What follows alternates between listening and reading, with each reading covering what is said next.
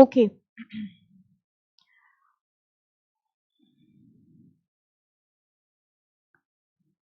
चलिए, now we are going to start lesson number 4, another very very very important chapter. क्यों important है? Because it is company law.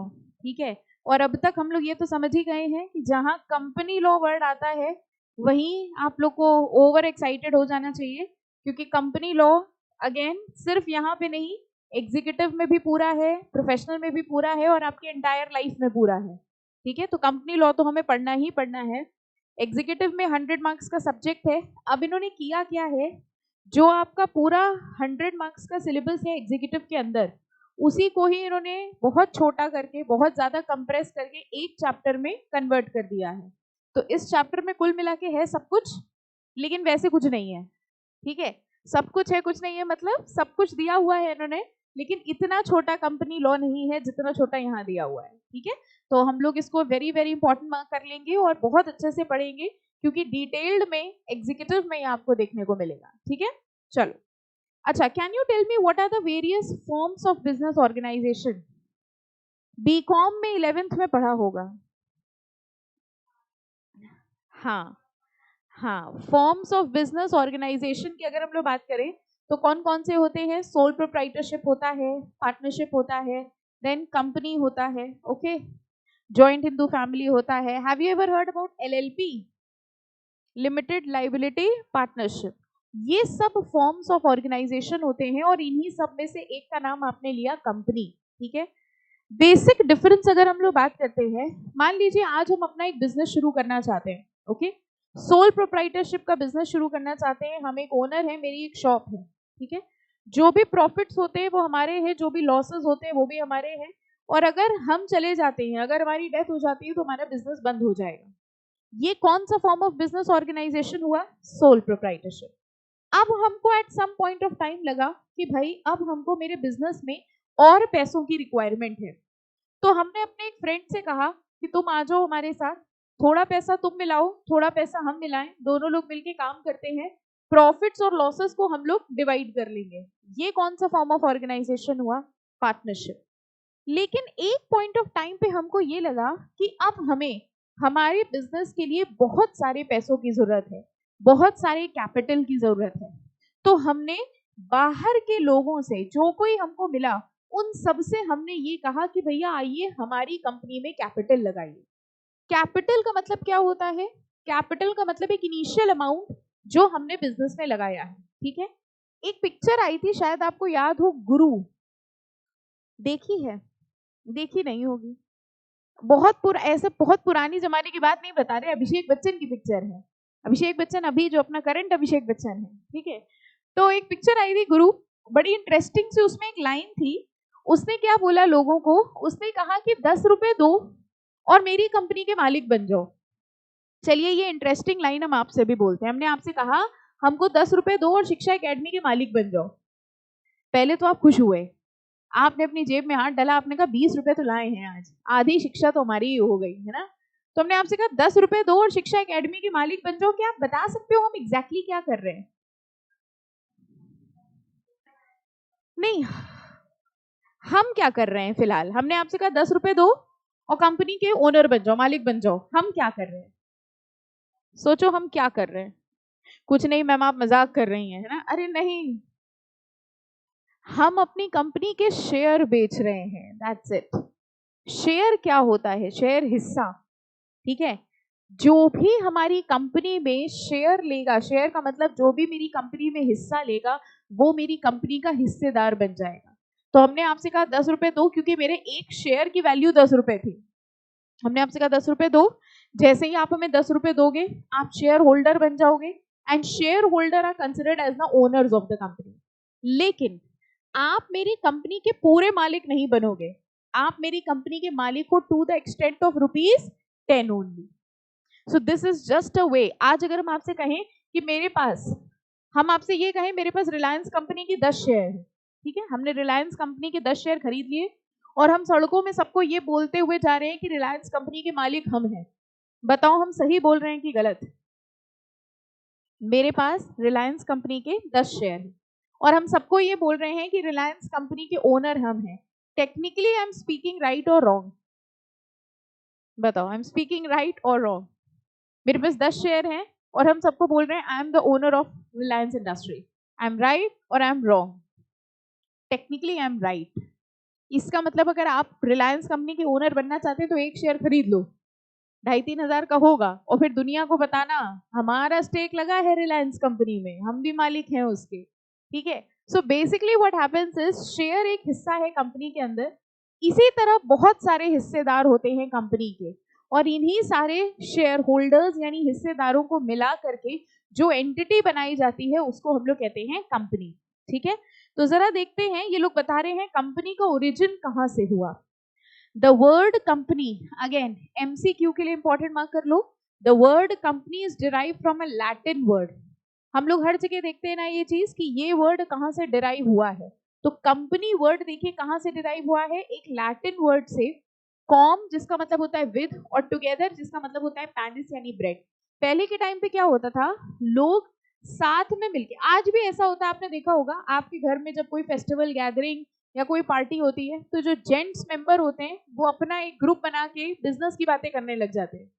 This is very common. तो पहले के time पे भी यही होता था, लोग फेस्टिवल गैदरिंग में ग्रुप बनाते थे और ग्रुप बना के वो बिजनेस के मैटर्स डिस्कस करते थे। धीरे धीरे उनको ये फील हुआ कि बिजनेस के मैटर्स डिस्कस करने के लिए सिर्फ ये फेस्टिवल गैदरिंग नहीं बल्कि हमको एक फॉर्मल स्ट्रक्चर चाहिए, और इसके लिए उन्होंने क्या बनाई, कंपनी। कंपनी वैसे भी अगर आप देखें तो हम लोग भी जनरली कहते हैं ना उसकी कंपनी में ना रहो, bad company, good company, company means एक एसोसिएशन। तो यहां पर देखिए कह रहे हैं कंपनी वर्ड एक लैटिन वर्ड से डिराइव हुआ है जिसमें दो वर्ड्स हैं, कॉम एंड पैनिस, पैनिस का मतलब bread, and it originally refer to an association of person who took their meals together. ये वो लोग थे जो पहले के टाइम पे मिल के मील्स लेते थे, फैमिली डिस्कशंस करते थे, और उन्हीं फैमिली गैदरिंग में ये बिजनेस की बातें करते थे, और उसको एक वर्ड क्या दे दिया गया, company. In the leisurely past, merchants took advantage of festival gathering to discuss business matters. Nowadays, business matters have become more complicated and cannot be discussed at length at festival gathering। कह रहे आज business matters इतने हो गए हैं कि festival में और पार्टी के लिए नहीं बल्कि हमें रेगुलर बेसिस पर डिस्कशंस करना पड़ता है, और इसलिए रेगुलर बेसिस पे डिस्कशन करने के लिए हमने कौन सी एसोसिएशन बना ली, company.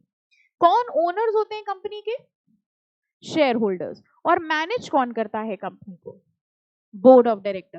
What is the difference between director and board of director? बहुत टफ क्वेश्चन पूछा हमने,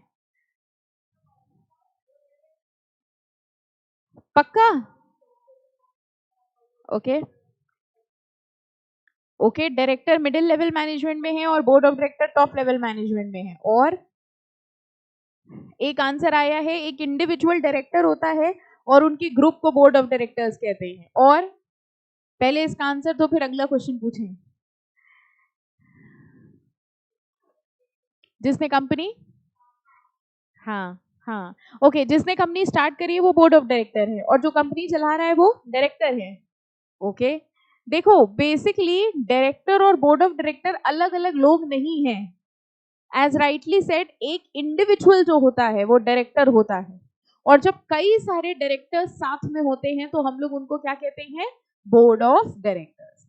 अच्छा अगला क्वेश्चन ये बताओ, रिलायंस कंपनी, अपने मुकेश भाई की कंपनी, ठीक है, ये रिलायंस कंपनी बताओ पब्लिक है कि private?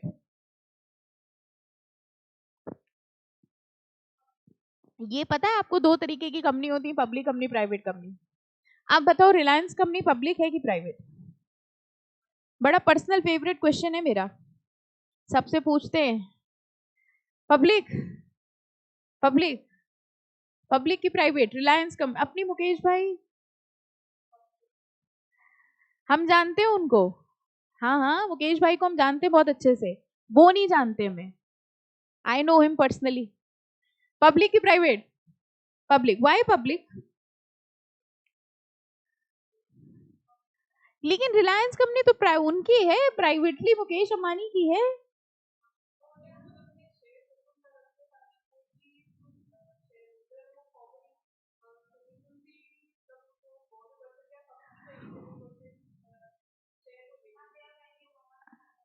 Okay okay, absolutely right. पहली बार ऐसा हुआ सबने सही आंसर दिया, क्योंकि जनरली लोगों को ऐसा लगता है रिलायंस मतलब प्राइवेट। प्राइवेट इसलिए लगता है उनको क्योंकि उनको लगता है कि इंडिविजुअल का है, सरकार का इससे कोई लेना देना नहीं है। लेकिन हम आपको बता दें, प्राइवेट कंपनी और पब्लिक कंपनी दोनों में ही गवर्नमेंट का कोई लेना देना नहीं है। गवर्नमेंट का जिस कंपनी में स्टेक होता है वो कौन सी कंपनी होती है? Government company. ठीक है। प्राइवेट कंपनी और पब्लिक कंपनी इस बेसिस पे डिटरमाइन किए जाते हैं कि उनके शेयर्स पब्लिक के पास हैं कि नहीं। अगर पब्लिक के लोग उस कंपनी के शेयर ले सकते हैं, therefore the company is a public company. और अगर उसके शेयर्स सिर्फ उन्हीं लोगों के पास है, प्राइवेट लोगों के पास है, उन्हीं के फ्रेंड्स एंड रिलेटिव्स के पास है, तो वो कंपनी होती है प्राइवेट कंपनी। आज रिलायंस कंपनी के शेयर स्टॉक एक्सचेंज में बिकते हैं। स्टॉक एक्सचेंज में बिकने का मतलब कोई भी खरीद सकता है, और कोई भी खरीद सकता है मतलब it is a public company. तो never confuse public company with government company. लोगों को लगता है पब्लिक मतलब गवर्नमेंट। नो, गवर्नमेंट कंपनी अलग है, प्राइवेट कंपनी अलग है, और पब्लिक कंपनी अलग है। ठीक है, चलो फाइन। तो देखिए कह रहे हैं it denotes a joint stock enterprise in which capital is contributed bye a large number of people. कह रहे हैं ये जॉइंट स्टॉक कंपनी है और बहुत सारे लोगों ने मिल के इसमें कैपिटल लगाया है। In popular parlance a company denotes and association of like minded person. Like minded person कैसे हुए? थिंक कॉमन, एक जैसी सोच वाले लोग। जब एक जैसी सोच वाले लोग मिल के साथ में आ जाते हैं तो वो क्या बना लेते हैं? कंपनी। नेक्स्ट पैराग्राफ में लिखा है it is a body corporate. देखो, कंपनीज जो होती हैं इनका इनकॉर्पोरेशन होता है। जैसे अगर हम आपसे पूछें आपका बर्थ हुआ है कि इनकॉर्पोरेशन हुआ है, आप कहेंगे बताया है नहीं मम्मी ने कभी, आज पूछ के बताते हैं। आपका बर्थ हुआ है कि इनकॉर्पोरेशन? सबसे अच्छी हिंट ये है, बर्थडे मनाते हो कि incorporation day? Today I was incorporated. फर्क, अच्छा कंपनी का बर्थडे होता है कि इनकॉर्पोरेशन? फर्क क्या है? ये तो बता दिया आपने, हमारा बर्थडे होता है, कंपनी का इनकॉर्पोरेशन। तो what is the difference between incorporation? Okay, company artificial होती है। वैसे हम लोग भी थोड़े थोड़े आर्टिफिशियल ही हैं, है ना? एनीवेज हम लोग नेचुरल हैं। हाँ, बर्थडे में और इनकॉर्पोरेशन में क्या फर्क है?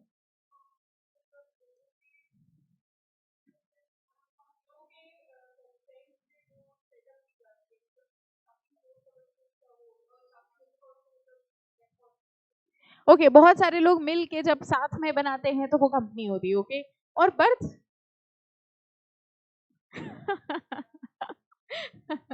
चलो एनीवेज सी, इनकॉर्पोरेशन डिस्कस नहीं कर रहे इस टॉपिक पे, बर्थ वाले पे, है ना? वरना इस पे भी डिस्कशन कर सकते थे हम लोग। एनीवेज, इनकॉर्पोरेशन का मतलब होता है जब किसी भी चीज को किसी एक्ट द्वारा बनाया जाता है।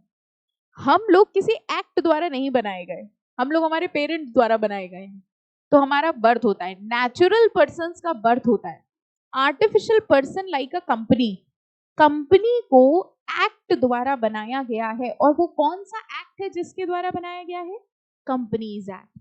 Therefore company is a corporation. Company का इनकॉर्पोरेशन हुआ है। अब एक बात बताओ, partnership is also incorporated. Why? Partnership पे कंपनीज एक्ट लगता है।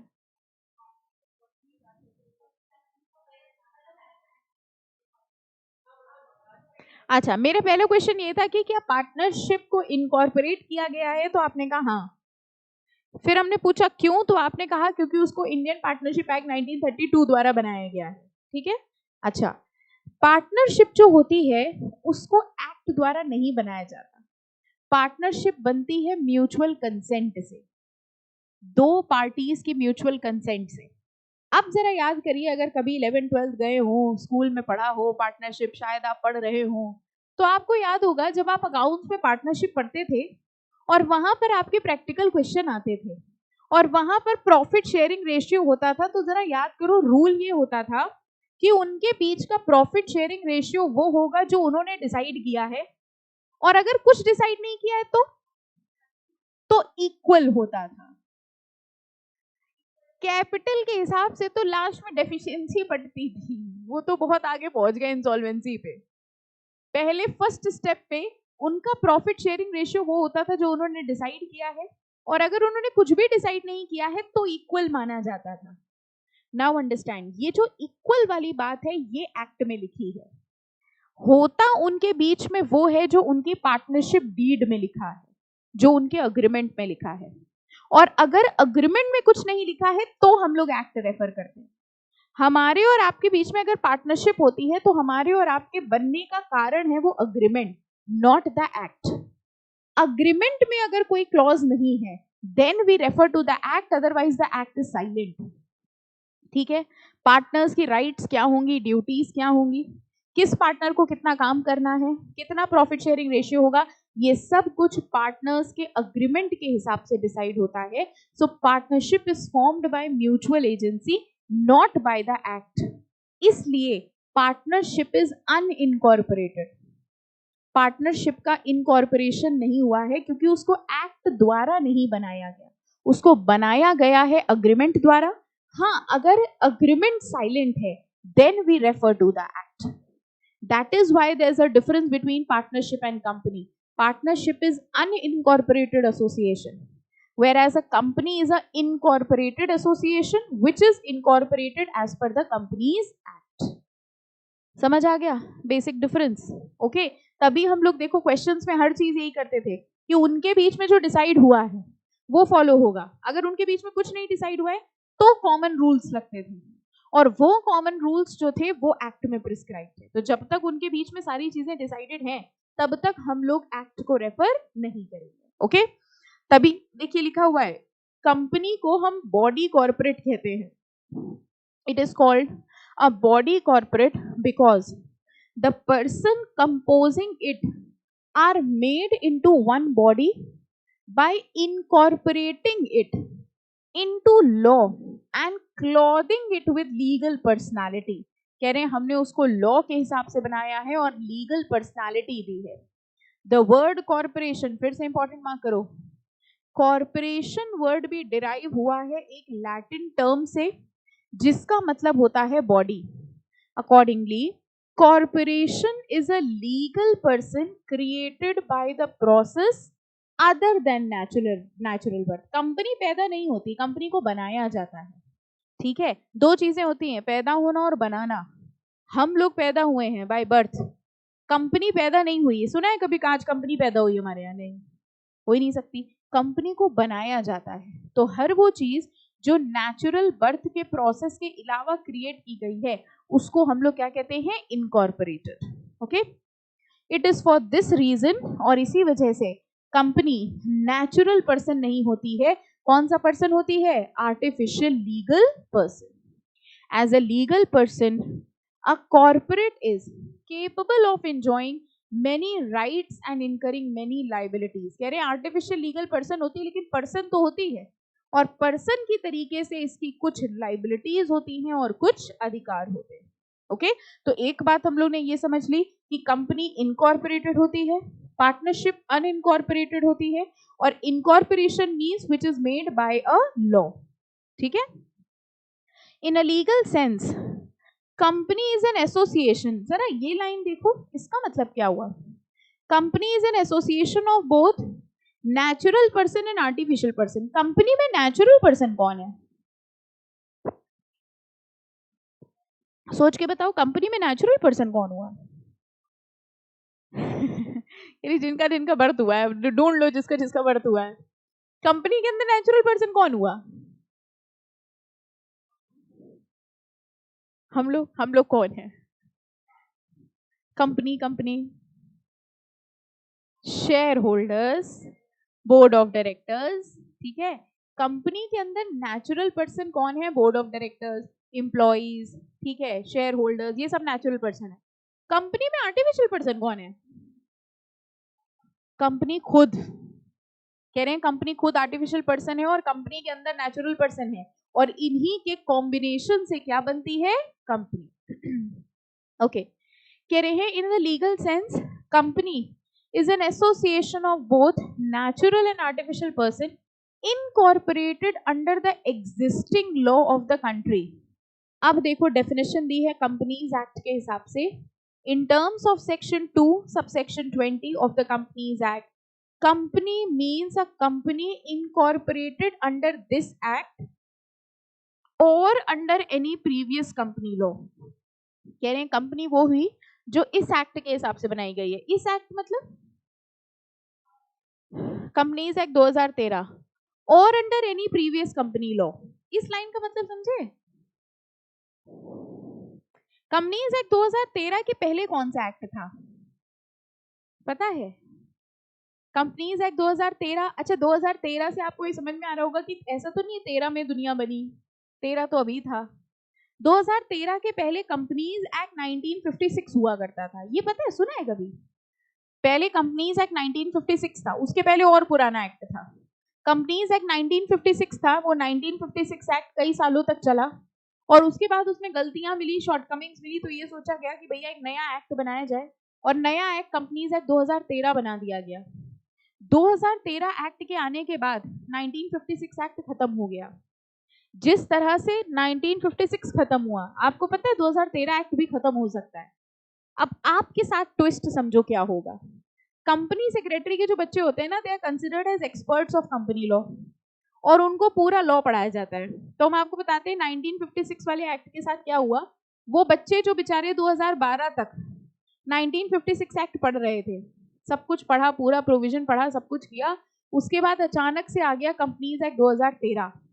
अब उनकी सिचुएशन समझिए क्या हुई. उन बच्चों ने एग्जाम निकाला, पढ़ाई करी 1956 एक्ट के हिसाब से, वो पास हो गए, वैसे ही आ गया कंपनीज एक्ट 2013 और इंटरव्यू में उनसे पूछा गया companies act 2013.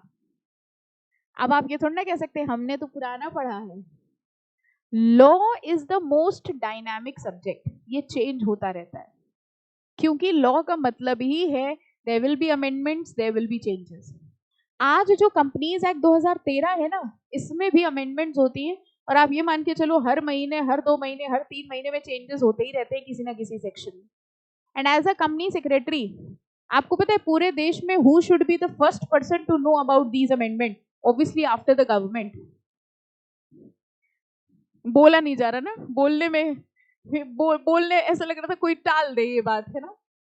Company secretary should be the first person to know about all these amendments. क्योंकि आप खुद सोच के देखो, company secretary is the expert of company law.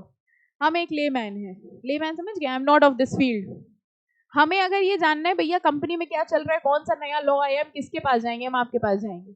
हम गए आपके ऑफिस, हमने दरवाजा करके टाइम कहा भैया कंपनी लॉ में नया चेंज आया है, बताओ क्या है. आपने कहा अच्छा कुछ चेंज आया है.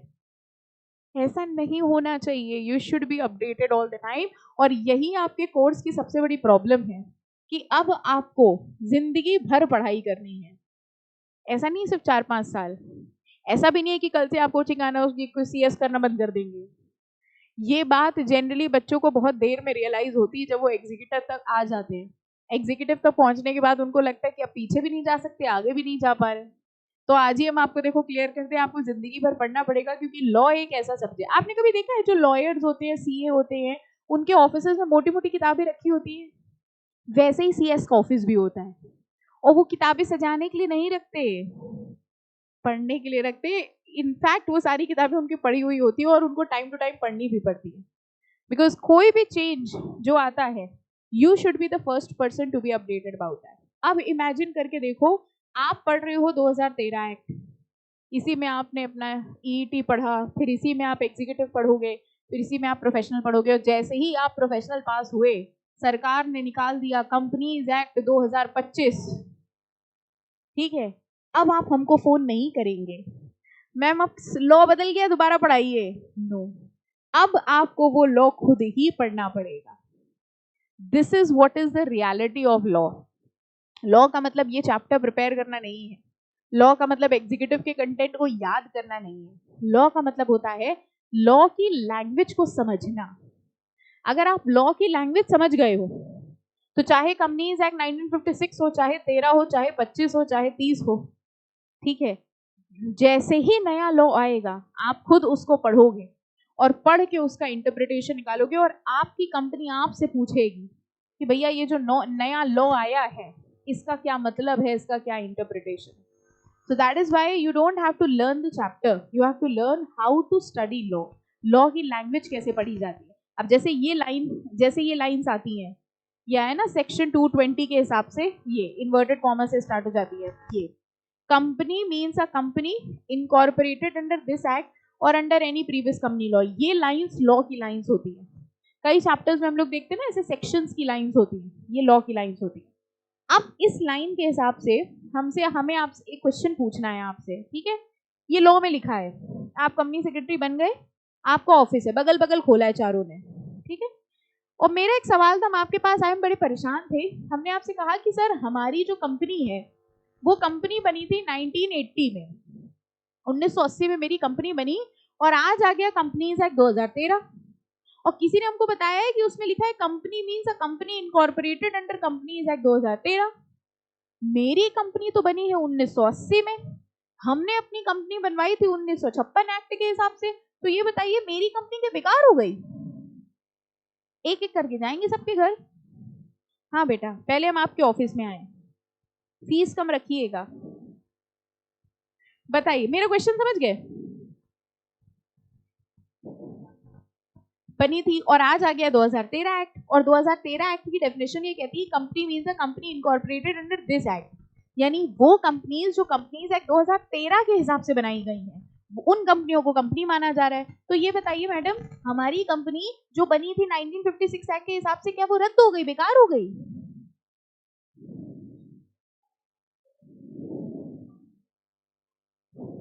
मेरी कंपनी, ये बता दीजिए, हम कुछ नहीं पता, हमको ये बता दीजिए चलेगी कि बंद हो जाए, बड़े परेशान घूम रहे हैं, बगल वाले ऑफिस में हुआ थे, जब तक आप सोच के रखिए। हाँ मैडम, हाँ हाँ, क्यों नहीं बंद होगी हमारी कंपनी?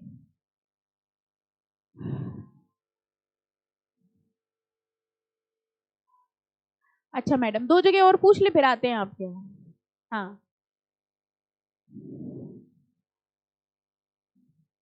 नहीं तो मेरी कंपनी को कंपनी मानेंगे कि नहीं मानेंगे? पे चेंज तो हम कर लेंगे, मानेंगे? आप बताइए मैडम, मान लेंगे? क्यों मानेंगे? कहाँ लिखा है एक्ट में? लिखा है कहीं? लॉ में लिखा हो तो हम मान ले, कहाँ लिखा है? कोई लाइन दिख रही है लिखी हुई?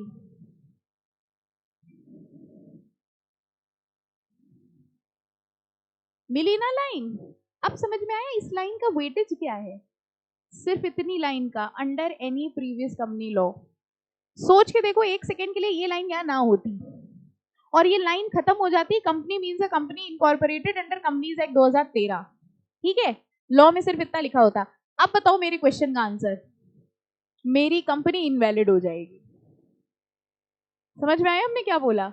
हमने आपसे पूछा, मान लो लॉ में सिर्फ इतनी लाइन लिखी होती, बस ये हटा है, ये कुछ नहीं है, गलती हो गई लॉ से, उन्होंने बस इतनी लाइन लिख दी कंपनी मीन्स। लॉ में एक बात ध्यान रखना, जो लिखा है वही सही है, चाहे भले गलत क्यों ना लिखा हो। लॉ में लिखा हुआ है राहुल लड़की है, सही लिखा है, लॉ में जो लिखा है वो सही लिखा है, हमें वही मानना पड़ेगा, अनटिल अनलेस वो अमेंड होके सही ना हो जाए, तब तक वही मानना पड़ेगा, ठीक है? अब लॉ में लिखा था company means a company incorporated under this act. अब हम आपके पास आए, हमने कहा भैया हमारी कंपनी 1980 में बनी थी 1956 एक्ट के हिसाब से, आज की डेट पे मेरी कंपनी वैलिड है कि इनवैलिड है? इनवैलिड है। अब आपको ये समझ में आया, बस इतने से शब्दों से कितनी कंपनियां इनवैलिड होने से बच गई, बस इतना, ये 4 शब्द, under any previous company law. This is the beauty of law. अगर ये 4 शब्द ना लिखे होते तो आज की डेट पे जितनी रिलायंस टाटा देख रहे हो, ये सब इनवैलिड हो चुकी होती। बस ये 4 शब्द अगर लॉ लिखना भूल जाता तो। This is what is the importance of law. ये तो फिर भी हमने बहुत 4 शब्द दिखा दिए। कई बार आपको पता है कॉमा और फुल स्टॉप से पेनाल्टी लग जाती है, कॉमा नहीं लगा था, इंटरप्रिटेशन गलत हो गया, लॉ में कुछ लिखा था, आपने इंटरप्रेट कुछ कर लिया, पेनाल्टी लग गई। This is the actual beauty of law. तभी तो हम आपसे कहते हैं लॉ समुंदर है, तैरना नहीं, डूबना है। तैर के निकल जाओगे तो प्रॉब्लम, अब तैर के निकल जाते आप, आपने इस लाइन पे ध्यान ही ना दिया होता। जनरली बच्चे इस लाइन पे ध्यान भी नहीं देते, और सोचो आपके पास पहला क्लाइंट ऐसे ही आ जाता, वो आपसे कहता है अरे हमारी कंपनी 1956 एक्ट में बनी थी, बताओ वैलिड इनवैलिड? आप कहेंगे ऐसा क्वेश्चन हमने कभी पढ़ा ही नहीं स्कूल में, हमारे सीएसईट में कभी आया ही नहीं, एग्जीक्यूटिव में कभी सिखाया नहीं गया। This is what is law. Even a word, even a sentence has its own importance, और सिर्फ इन 4 शब्दों से जितनी कंपनियां हैं वो आज की डेट पे भी वैलिड है। इसी तरह आगे मान लो नया कंपनीज एक्ट आता है, उसमें भी यही लिखा होगा, company means company incorporated under this act. मान लो आ गया 2025 में, यानी 2025 में जो कंपनियां बनी वो वैलिड है, और under any previous company law, मतलब 1956 वाली भी वैलिड होंगी, 2013 वाली भी वैलिड होंगी। समझ में आया? This is the importance. हाँ, फिर से इनकॉर्पोरेट करना पड़ेगा। हाँ, उस कंपनी को बंद कर दिया जाएगा और फिर से इनकॉर्पोरेट करने का मतलब समझे, फिर से पूरा प्रोसीजर स्टार्टिंग से। और इनकॉर्पोरेशन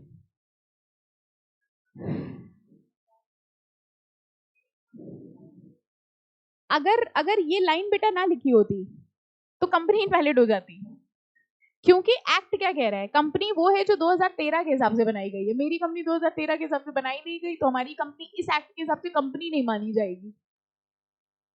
ठीक है, ये मैंने आपको बताया सिर्फ इन 4 वर्ड्स की इंपॉर्टेंस। वैसे ऐसा नहीं है कि 1956 एक्ट के बाद 2013 आया तो सब कुछ चेंज हो गया। नई नई चीजें ऐड होती हैं। जैसे पहले के टाइम पे बहुत सेक्शन हुआ करते थे, फिर उन्होंने क्या किया, उनको ये फील हुआ कि भैया बहुत सारे सेक्शंस हैं जो इररेलेवेंट है, तो हटा के छोटा कर दिया गया। ठीक है, बहुत सारी ऐसे नए प्रोविजंस हैं जो ऐड करे गए, पुराना बहुत पुरानी चीजें थी हटा दी गई। टाइम टू टाइम जमाना चेंज होता है, तो ऐसे अमेंडमेंट्स लाते हैं। ऐसा कभी नहीं होगा कि 1956 एक्ट 2013 एक्ट में कंप्लीट चेंज हो जाए।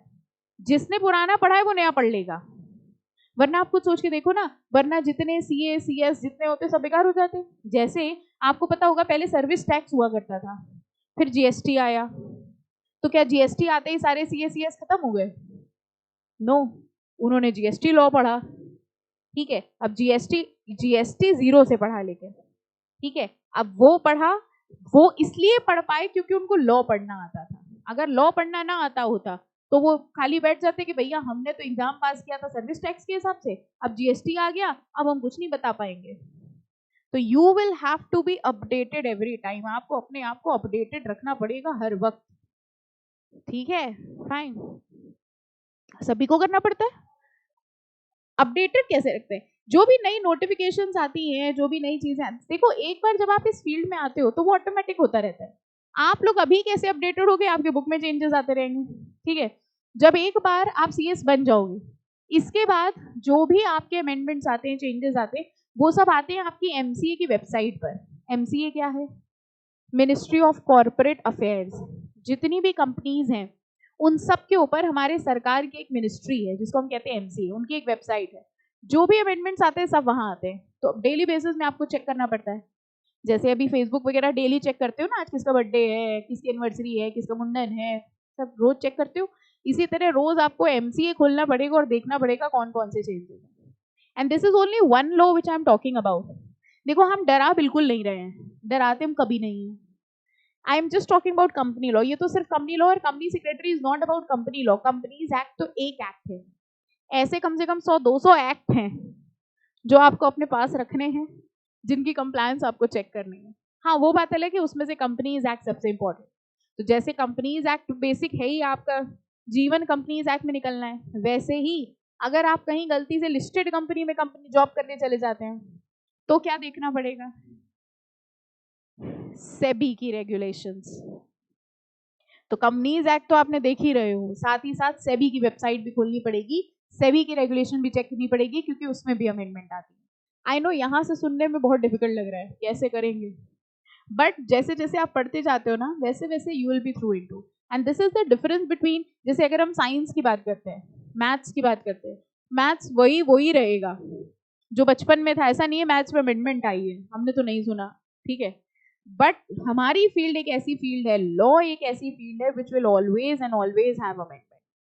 ठीक है, तो डरने की कोई बात नहीं है, अपने आप होता रहेगा, ये सब सेल्फ प्रोसेस है। ठीक है, चलो। तो कह रहे हैं in common law company is a legal person और legal entity separate from and capable of surviving beyond the lives of member. कह रहे हैं मेंबर से सेपरेट है। रिलायंस कंपनी की बात करें तो मुकेश अंबानी अलग हैं, रिलायंस अलग है। ठीक है, अच्छा एक बात बताओ, मान लीजिए मुकेश अंबानी ने आपको छेड़ दिया, तो आप छिड़ गए, छेड़ोगे ही, मुकेश अंबानी ने छेड़ा, पहले तो खुश हो गए हमको मुकेश अंबानी ने छेड़ा। अब ये बताओ, अगर मुकेश अंबानी जी ने आपको छेड़ दिया, सीटीटी मार दी, तो आप मुकेश अंबानी पे केस करोगे कि रिलायंस इंडस्ट्री पे? क्यों रिलायंस पे करो, एक ही बात। रिलायंस इंडस्ट्री ने हमको छेड़ दिया, नहीं, रिलायंस पे करोगे पक्का, फिर मुकेश अंबानी पे, दोनों अलग अलग एंटिटीज हैं। अच्छा एक बात बताओ, अगर मुकेश अंबानी मर गए तो क्या रिलायंस कंपनी टूट के गिर जाएगी, खत्म हो जाएगी? क्यों? दोनों अलग अलग हैं। एक फीचर होता है कंपनी का, बचपन में पढ़ा होगा आपने, जल्दी से बताओ उसको क्या कहते हैं?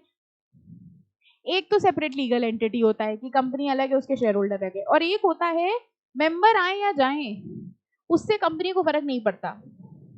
क्या कहते थे इसको? तुम तो लेटेस्ट पढ़ रहे होगे अभी, सब कुछ नहीं पढ़ रहे, अभी 12th में पढ़ोगे बेटा सब, तब क्लास में आंसर देना, नहीं कॉमन सील नहीं, अभी हम बताएंगे तो आपको याद आएगा। सेपरेट एंटिटी भी नहीं, हाँ हाँ हाँ, बस बस एकदम आने वाला है, आ चुका है, आपके मुंह तक आ चुका है, गले से निकल के मुंह तक आ चुका है, और उसको कहते थे परपेचुअल सक्सेशन। याद आया? परपेचुअल सक्सेशन का मतलब होता है मेंबर्स आए या मेंबर्स जाएं, कंपनी को उससे कोई फर्क नहीं पड़ेगा, चाहे चाहे रिलायंस के सारे मेंबर्स ही क्यों ना मर जाएं, लेकिन कंपनी को खत्म नहीं किया जा सकता, क्योंकि कंपनी को लॉ ने बनाया है और सिर्फ लॉ ही कंपनी को फिनिश कर सकता है। ठीक है, याद आ रहा है? स्कूल याद आ रहा है? पढ़ लिया होता अगर तब ध्यान से तो याद होता सब। चलो, हाउएवर, अच्छा नॉर्मली कह रहे हैं जो कंपनी होती है, legal entity separate from and capable of surviving beyond the life of its member. However, an association formed not for profit acquires a corporate life and falls within the meaning of company by reasons of license under section 8. जरा ये line भी समझो। अच्छा normally हम लोग company किस लिए बनाते होंगे, प्रॉफिट के लिए कि लॉस के लिए? प्रॉफिट के लिए बनाते हो ऑब्वियसली, ठीक है। अच्छा अगर हम चैरिटी के लिए कंपनी बनाए तो नॉट फॉर प्रॉफिट। क्या बात है, बड़े intelligent. Not for profit organisations होती हैं जो चैरिटी के लिए बनाई जाती हैं, और ये जो नॉट फॉर प्रॉफिट ऑर्गेनाइजेशंस होती हैं इनको हम लोग कंपनीज एक्ट के अंडर सेक्शन 8 कंपनी के नाम से जानते हैं। सेक्शन 8 कंपनी क्यों कहते हैं पता है? गेस करो। सिंपल, क्योंकि ये कंपनीज एक्ट के कौन से सेक्शन में लिखा है? सेक्शन 8। ठीक है, सेक्शन 8 कंपनीज वो कंपनीज होती हैं। अब कभी भी आपके सामने आए सेक्शन 8 कंपनी बना रहे हैं, नॉर्मली लोग चैरिटेबल कंपनीज की बजाय यही बोलते हैं सेक्शन 8 कंपनी। तो जब भी कोई आपसे कहे सेक्शन 8 कंपनी तो समझ जाना कौन सी कंपनी की बात हो रही है, चैरिटेबल ऑर्गेनाइजेशन। ये लाइसेंस्ड कंपनी होती है। लाइसेंस्ड क्यों होती है? क्योंकि जब भी मान लो मेरी चैरिटेबल कंपनी है, जाहिर सी बात है अगर मेरी चैरिटेबल कंपनी है तो हमको सरकार से डोनेशंस लेने होंगे। सरकार हमको ऐसे ही डोनेशन नहीं देगा, सरकार पहले देखेगा कि क्या हम एक्चुअल में चैरिटी का काम कर रहे हैं कि नहीं, और इस बात के लिए सरकार हमको एक लाइसेंस देगा कि भैया आप चैरिटेबल ऑर्गेनाइजेशन हो और आप कभी भी प्रॉफिट के लिए कोई काम नहीं करोगे। ऐसी कंपनीज जिनको सेंट्रल गवर्नमेंट ने लाइसेंस दिया हुआ है वो होती है लाइसेंस्ड कंपनी, और इनको हम लोग कंपनीज एक्ट के कौन से सेक्शन में पढ़ते हैं? सेक्शन 8 में। यही कहीं कहीं अगर आप कंपनी में जाओगे, कहीं कहीं, वैसे तो अब नहीं है, 1956 एक्ट नहीं है, बट कहीं ना कहीं आप सुनोगे सेक्शन 25 कंपनीज, वो भी यही है। सेक्शन 25 हुआ करता था 1956 एक्ट का। तो 1956 एक्ट का जो सेक्शन था वो था सेक्शन 25 कंपनीज, वो भी चैरिटेबल थी। और अब न्यू एक्ट के अंडर सेक्शन 8 है। एग्जाम में सेक्शन 8 ही लगाना, हमने बस बताया आपको इसलिए क्योंकि अगर मान लो कहीं कोई बहुत पुरानी बुक या बहुत पुराना कुछ आपने पढ़ा, वहां आपको कभी दिखा अच्छा सेक्शन 25, तो section 25 company is the same as the section 8 company. हाँ सेम है, एनजीओ इज दिस ओनली। अगर कोई देखो, जो नॉन गवर्नमेंटल ऑर्गेनाइजेशंस होती हैं या नॉट फॉर प्रॉफिट ऑर्गेनाइजेशन होती है, ये 3 तरह से बन सकती हैं। या तो ये ट्रस्ट होते हैं, ठीक है, देखा होगा आपने मंदिरों के ट्रस्ट होते हैं या चैरिटी के ट्रस्ट होते हैं, या तो ये सोसाइटी होती है, और या तो ये कंपनीज होती हैं। अगर ये ट्रस्ट या सोसाइटी होते हैं तो इनके ऊपर इनका खुद का एक्ट लगता है, ट्रस्ट का और सोसाइटी का। और अगर आपने कहा कि भाई हम चैरिटी का काम करना चाहते हैं और उसके लिए हम कंपनी फॉर्म ऑफ ऑर्गेनाइजेशन खोलना चाहते हैं, then you will be coming under section 8 company. इन सबको हम लोग एनपीओ भी कह सकते हैं, एनजीओ भी कह सकते हैं, चैरिटेबल ऑर्गेनाइजेशन भी कह सकते हैं। अब हमारी जैसे एनजीओ हमने बोला, तो एनजीओ में आप ये पूछो NGO is in which form? If your NGO is in the form of a company, then it would be a Section 8 company. And if my NGO is in the form of society, कुछ लोग charity करने के लिए society खोल लेते हैं, charitable societies, कुछ लोग ट्रस्ट खोल लेते हैं, ठीक है, तो वो society under societies registration act, और अगर ट्रस्ट है तो इंडियन ट्रस्ट है, और अगर हम कंपनी खोलते हैं देन अंडर Section 8. अगर कंपनी फॉर्म ऑफ ऑर्गेनाइजेशन है, नॉर्मली जो स्कूल होते हैं ना वो ट्रस्ट होते हैं, ट्रस्ट. क्योंकि आप देखो, अगर हमसे कोई कहता है भैया हमें चैरिटी करनी है, और मेरे सामने 3 ऑप्शन है, आप मेरे पास आए, आपने कहा मैम चैरिटी करनी है, कैसे करें, कौन सी ऑर्गेनाइजेशन बनाएं, ठीक है, तो आप खुद सोच के देखो सबसे ज्यादा कंप्लायंस किस में होगा? कंपनी में. ट्रस्ट खोलना आसान है, कम रूल्स लगेंगे. सोसाइटी खोलना आसान है, कम रूल्स लगेंगे. लेकिन अगर आपने कंपनी खोल ली तो ज्यादा रूल्स एंड रेगुलेशंस लगेंगे. आफ्टर ऑल, जैसे ही आपने कहा हमें कंपनी खोलनी है, पूरा कंपनीज एक्ट लग गया, और पूरा कंपनीज एक्ट का मतलब वही 400 450 सेक्शन, सारे सेक्शन एप्लीकेबल हो जाएंगे. कंप्लायंसेस ज्यादा हैं, इसलिए जनरली लोग क्या सोचते हैं, एक तो हम चैरिटी कर रहे हैं, ऊपर से हम इतने रूल्स एंड रेगुलेशन फॉलो करें, तो भैया रहने दो, हम ट्रस्ट बना लेते हैं. लेकिन यहां तक समझ में आया? लेकिन आप कंपनी सेक्रेटरी हो, ठीक है, हम आपके पास आए एडवाइस मांगने. अब देखें आपका इंटेलेक्ट, हम आपके पास एडवाइस मांगने आए कि भैया हमें चैरिटी का काम करना है, जरा बताइए कौन सा फॉर्म ऑफ एसोसिएशन बनाएं, बताओ आप हमें क्या एडवाइस दोगे? हमने कहा हमें चैरिटी का काम करना है, समझ नहीं आ रहा ट्रस्ट बनाए, सोसाइटी बनाए कि कंपनी बनाए, बताओ क्या एडवाइस दोगे? सब बता दिया, हम फाइनल बता दो कि हम क्या बनाएं, आप जो कहोगे वो बना लेंगे. देखो आज हम तुम लोगों को शातिर बनाते हैं.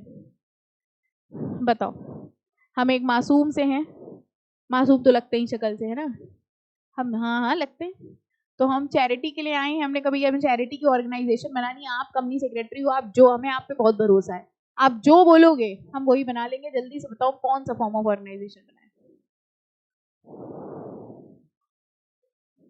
Okay, company. हम देखना चाहते हैं किसके अंदर कंपनी सेक्रेटरी बनने के गुण हैं. क्वेश्चन ये है बेटा कि हम चैरिटी का काम करना चाहते हैं और हम इसके लिए एक एसोसिएशन बनाना चाहते हैं. हम आपके पास आए, हमने कहा कि मैडम क्या करें, ट्रस्ट बनाए, सोसाइटी बनाए कि कंपनी बनवा ले, आप क्या एडवाइस दोगे हमको? Trust, company. क्यों ट्रस्ट? इसलिए क्योंकि आप बहुत भोले हैं. अरे भाई, तुम कंपनी बोलोगे तभी तो हम तुमसे काम करवाएंगे, तभी तो कह रहे थे हम तुम्हें शातिर बनवाएंगे. अब तुमने अपने मन में सोचा अगर हमने इसको ट्रस्ट बोल दिया, ये चला जाएगा और हमारे पास लौट के कभी नहीं आएगा, ठीक है. अगर हमने इसको सोसाइटी बोला तो भी थोड़ा बहुत काम कराएगा, फिर कभी नहीं आएगा. लेकिन अगर हमने इसको कंपनी बोला, कि जिंदगी भर मेरे ऑफिस के चक्कर लगाएगा और मेरी बढ़िया इनकम तैयार. Obviously this is how you are going to take the customer. अगर आप मासूम बन गए, नहीं भैया ट्रस्ट बना लो, तो बैठे रहो खाली, कहां से आएगी इनकम? आप उसे कह रहे कंपनी बनाओ, कंपनी सबसे बेस्ट रहती है. उसका अगला क्वेश्चन होगा कैसे बनाए कंपनी. बस यही तो आप सुनना चाह रहे थे, लो हम बना दे रहे, यही तो आप सुनना चाह रहे थे. और एक बार आपने कंपनी बना दी, कंपनी की हर महीने की कंप्लायंस होती है, हर महीने को, वो हर महीने आएगा आपके पास बढ़िया चेक लेके, ठीक है. You have to be smart. तो घर जाके ये ना बताना मैम चालाकी सिखा रही थी, हम तो भोले भाले थे, मैम ने सिखाया. You have to be smart, ठीक है. तो इस तरह से आपको दिखाना है, नहीं कंपनी बनाओ, कंपनी सही रहेगा. बिल्कुल भी बेवकूफ ना बनाना, ठीक ठाक बेवकूफ बनाना कि मतलब आपका भी काम हाँ बन जाए, ठीक है. तो this is how you are going to deal with your client. तो आपको उसको ऐसी चीज बतानी है, जैसे फॉर एग्जाम्पल कोई क्लाइंट आपके पास आया, उसने कहा भैया रिटर्न भर दीजिए, 5 मिनट का काम था मान लो. नेवर शो हिम कि वो 5 मिनट का काम था. वो आपके पास आया, उसने आपसे कहा कि भैया रिटर्न भर दीजिए, आपने उससे कहा अच्छा ये, अरे इसमें क्या था, 2 मिनट बैठो हम करके दे रहे हैं, आपने करके दे दिया. फिर आपने कहा चलो 1000 रुपए फीस दो, वो देगा आपको, 2 मिनट के काम की किस बात के 1000 रुपए. Never do this. हम आपके पास आए, भैया ये रिटर्न भरना है, अरे ये तो बड़ा डिफिकल्ट है, ये कैसे हो पाएगा? इसको कहते हैं माहौल बनाना. अपने क्लाइंट को दिखाओ कि ये काम हमारे अलावा कोई कर ही नहीं सकता दुनिया के अंदर. अच्छा भाई तुम एक काम करो, तुम पेपर पेपर जो भी इंपॉर्टेंट है यहीं छोड़ दो, 1-2 दिन का समय लगेगा हमको, उसको लगे कि कुछ काम हो रहा है. फिर वो अगले दिन आपको फोन करेगा भैया हुआ, तुम्हारे ही काम में तो लगे हुए हैं सुबह से, ना खा रहे ना पी रहे, सिर्फ तुम्हारे काम में लगे हुए हैं। बड़ा कॉम्प्लिकेटेड था ये, तो हो पा रहा है हमसे। अच्छा काम करो, परसों आके ले लेना।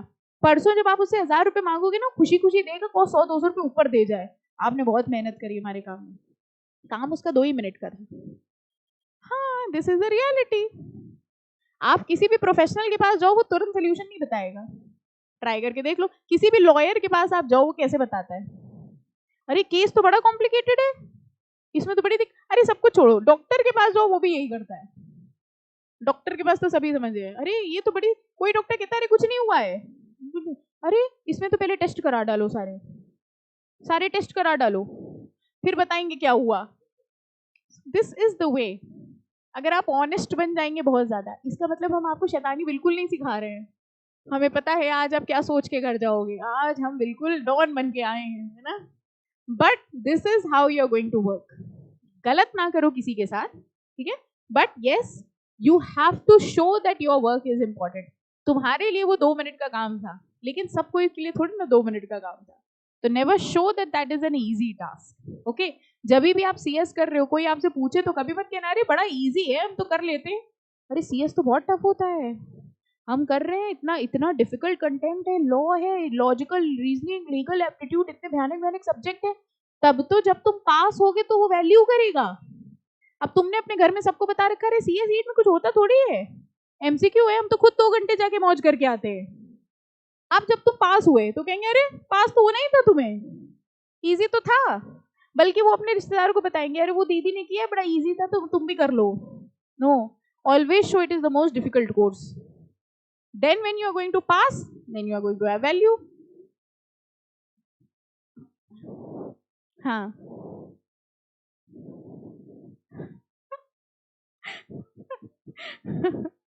एग्जैक्टली ऐसा है नहीं। CA and CS are considered to be one of the most toughest course of the country. In courses को टफेस्ट कोर्स माना गया है कंट्री का। तो ऐसा नहीं बहुत इजी होते, ये रियलिटी है कि बहुत टफ होते हैं, बस जो कर रहा है उसी को समझ में आता है कि कितना टफ है। ठीक है, so the reality is that जो आप लोगों को दिखाओगे ना वही होता है। ओके, सो क्लाइंट जब भी आए तो सच्चाई कभी ना बताना। Okay, so a company is not merely a legal institution, it is rather a legal device for attainment of any social और इकोनॉमिक एंड। अब नेक्स्ट आ जाओ सीधे कैरेक्टरिस्टिक्स में, बाकी तो एक लाइन है बस, लास्ट में लिख लो, मार्क कर लो, the proportion of capital to which each member is entitled is his share. हमारी कंपनी में टोटल कैपिटल होता है और उस कैपिटल के हिस्से होते हैं, और जिसको जिसको वो हिस्सा मिलता है वो कंपनी का हिस्सेदार होता है। यानी कि हमारी कंपनी का कैपिटल के अलग अलग पार्ट्स होते हैं जिसको हम क्या कहते हैं, शेयर्स, और जो भी उस शेयर को लेता है हम उसको क्या कहते हैं, शेयर होल्डर। ठीक है, nature and characteristics of company में आ जाओ। अब देखो इसके सारे कैरेक्टरिस्टिक्स हैं। सबसे पहला होता है कॉर्पोरेट पर्सनालिटी। कॉर्पोरेट पर्सनालिटी का मतलब क्या हुआ, कंपनी अलग है और उसके शेयर होल्डर्स अलग हैं। By incorporation under the act, a company is vested with corporate personality quite distinct from individual who are its member. Company अलग है, उसके शेयर होल्डर्स अलग हैं। Being a separate legal entity, it bears its own name and act under a corporate name। कह रहे हैं company का खुद का नाम होता है जो कि शेयर होल्डर से अलग होता है। अंबानी अलग है, रिलायंस इंडस्ट्रीज लिमिटेड अलग है।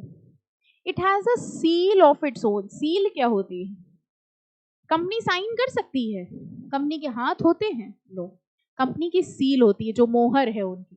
जितने भी कंपनी के लीगल डॉक्यूमेंट्स होते हैं उसमें साइन की जगह कंपनी की मोहर होती है जिसके ऊपर ऑथराइज्ड डायरेक्टर्स के साइन होते हैं। तो कंपनी की सील होती है और सील के थ्रू कंपनी एक्ट करती है। कह रहे हैं कंपनी के खुद के एसेट्स होते हैं and these are distinct from those of the members. अब कंपनी की सेपरेट लीगल एंटिटी पर एक बड़ा फेमस केस है। आपने सैलमन भैया के बारे में सुना है, जानते हैं सैलमन भैया को? नहीं जानते? अरे हम जानते हैं उन्हें, लेकिन वो हमें नहीं जानते। अभी आप लोग भी जानोगे। एक केस है सैलमन भैया, मतलब salmon versus salmon and company limited. Very very important. जब भी सेपरेट लीगल एंटिटी की बात आती है, सैलमन भैया की याद जरूर आती है, ठीक है। लेकिन इसमें ट्विस्ट ये है कि आज अभी आपका एक होमवर्क है, यही होम और यही वर्क, ये भी तो होम ही है, आप करो जाते हो होम की तरह, है ना। ये दी है इनकी छोटी सी कहानी, यहाँ तक है।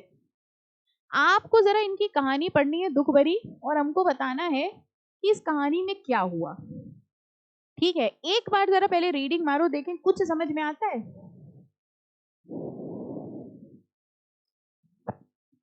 बुक नहीं लाए, गलत बुक ले आए।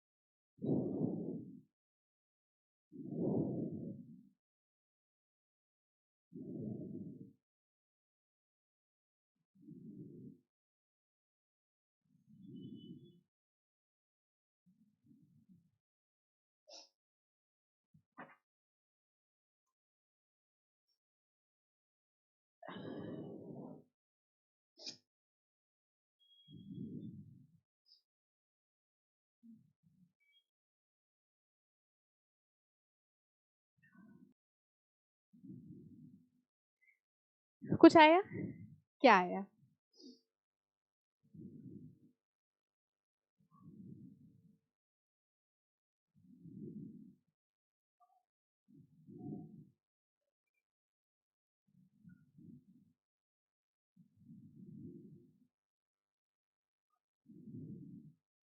पुराना लेक्चर पढ़ा था क्या?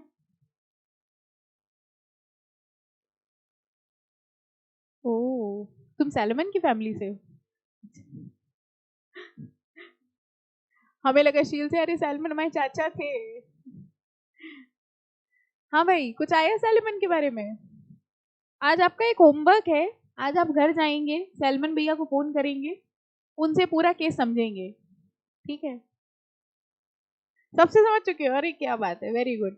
तो ये सैलमन भैया की केस स्टडी है, ठीक है। इसको केस स्टडी की तरह समझना है। अगर आप लोग ने स्कूल में करा हो तो केस स्टडी करी होंगी, केस स्टडी समझ गए, पूरा केस है, ठीक है। और ये पूरा केस आपको समझ के आना है और हमको नेक्स्ट लेक्चर पे समझाना है, यहाँ आके समझाना होगा, समझ गए, ठीक है। हाँ, तो देखें कौन समझा पाता है, कौन सैलमन भैया की फीलिंग समझ पाता है। और एक बार आप समझाएंगे और आप नहीं समझा पाएंगे, फिर हम आपको समझाएंगे, ठीक है। हिंट दे दे रहे कि सेपरेट लीगल एंटिटी पे है, अब कहेंगे ये क्या हिंट दिए, तो हमें पता ही था, ठीक है। याद रखना सैलमन भैया को। तो ये आज आपका होमवर्क है, इसको पॉजिटिवली करके आना है, ठीक है। नेक्स्ट लेक्चर में हम लोग इसके आगे कंटिन्यू करेंगे।